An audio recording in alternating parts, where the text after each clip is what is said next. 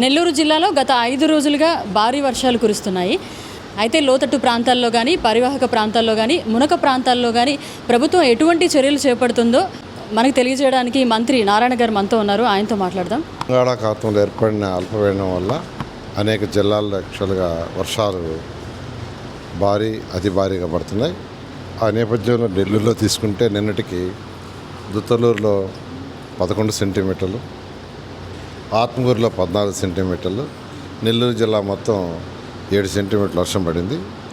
దీనికి సంబంధించి ముందు జాగ్రత్తగా కలెక్టర్ గారు జిల్లాలో ఉన్న అన్ని మండలాల్లో ఉన్న మండల అధికారులకు ఆదేశించారు.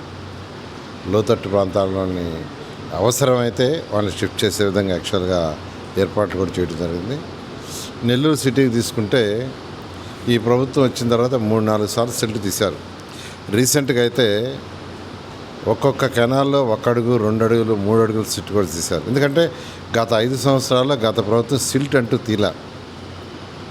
ఈ ప్రభుత్వం వచ్చిన తర్వాత గౌరవనీయ ముఖ్యమంత్రి గారు రాష్ట్రం మొత్తం సిల్ట్ తీయమంటే 50 కోట్ల రూపాయలు చిన్న చిన్న మున్సిపాలిటీస్ కూడా ఇచ్చాం సిల్ట్ తీయడానికి.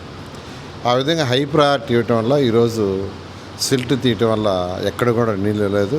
ఇవాళ కలెక్టర్ గారు నేను కూడా టౌన్ మొత్తం విజిట్ చేశాము. టౌన్లో ఎక్కడ కూడా నీళ్ళు చాలా బాగా చేశారు. అధికారులందరూ నేను అప్రిషియేట్ చేస్తాను. అయితే ఈ వానల్లో సీజనల్ వ్యాధులు ప్రబలే అవకాశం ఉంది. అటు దోమల వల్ల జ్వరాలు కావచ్చు, అతిసార కూడా ప్రబలే అవకాశం ఉంది. అయితే దీనికి ప్రభుత్వం ఎలాంటి చర్యలు చేపడుతుంది? ఖచ్చితంగానండి. రైనీ సీజన్లో పొల్యూటెడ్ వాటర్ వల్ల వచ్చే పాసిబిలిటీ ఉంది. ఈ మధ్య రీసెంట్గా విజయవాడలో కూడా బోర్లలో ఎక్కడైతే బోర్ల ద్వారా నీళ్లు తీసుకుంటున్నారో ఆ బోర్లలో యాక్చువల్గా బ్యాక్టీరియా ఉండింది. దానివల్ల దాదాపు 150 మంది పైగా ఇబ్బందులు పడ్డారు. అందుకనే ముందు జాగ్రత్తగా ముఖ్యమంత్రి గారు కూడా ఎక్కడికక్కడ అలర్ట్ చేసి ఎక్కడైతే బోర్లు ఉన్నాయో అక్కడ టెస్ట్లు చేయమన్నారు.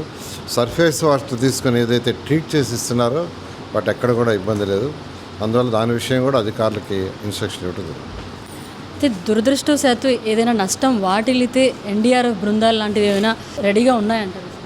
జనరల్గా ఎప్పుడైనా ఇటువంటి రైనీ సీజన్, ఇటువంటి అల్పపీడనాలు ఇటు వచ్చినప్పుడు ముఖ్యమంత్రి గారు హెడ్ ఆఫీస్ నుంచి ఆయన కంటిన్యూస్గా మానిటరింగ్ చేస్తారండి. ఇప్పుడు కూడా ఆయన మానిటరింగ్ స్టార్ట్ చేశారు. అదేవిధంగా దానికి సంబంధించిన అధికారులు డిఫరెంట్ డిపార్ట్మెంట్స్, అటు పంచాయతీ కానీ, మున్సిపాలిటీ కానీ, ఇరిగేషన్ కానీ, లేదా అగ్రికల్చర్ కానీ అన్ని డిపార్ట్మెంట్లతో డిజాస్టర్ సమన్వయం చేసుకుని disaster department they are working.